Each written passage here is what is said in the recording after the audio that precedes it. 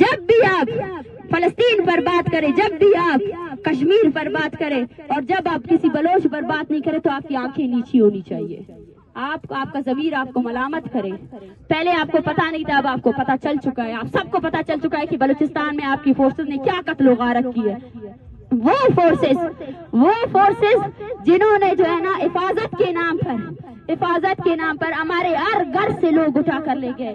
ایک ایسا ڈر پھیلایا ہوا ہے جہاں پہ لوگ، آپ کو احساس بھی ہے، یہاں پہ ایسے ہزاروں خاندان ہیں جن کے بیٹے جب بڑے ہو جاتے ہیں 10 یا میٹرک، وہ اپنے بیٹوں کو دربدر کر لیتے ہیں. مائیں اپنے بیٹوں سے دور ہو جاتی ہے.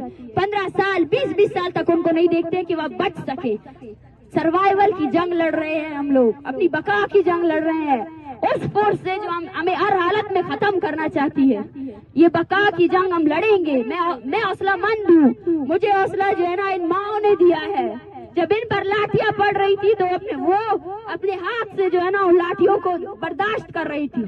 یہ برداشت ہمارا حوصلہ ہے. ہم برداشت کریں گے اور اس تحریک کو، اس جدوجہد کو آگے لے کر جائیں گے.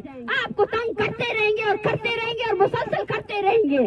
آپ نے جو نسل کشی جاری رکھی ہے اس کے خلاف ہم بولتے رہیں گے اور لاشیں نہیں دفنائیں گے. ان لاشوں کو لائیں گے اور آپ کو بتائیں گے، آپ کا جرم آپ کو بتائیں گے، اس دنیا کو بتائیں گے، سب کو بتائیں گے کہ دیکھو اپنے محافظوں کی کرتوتیں دیکھو جو آپ لوگ ٹیکس پے کر رہے ہو نا، اس ٹیکس سے کیا ہو رہا ہے.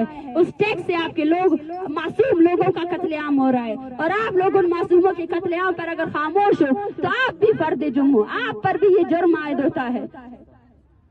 آپ لوگ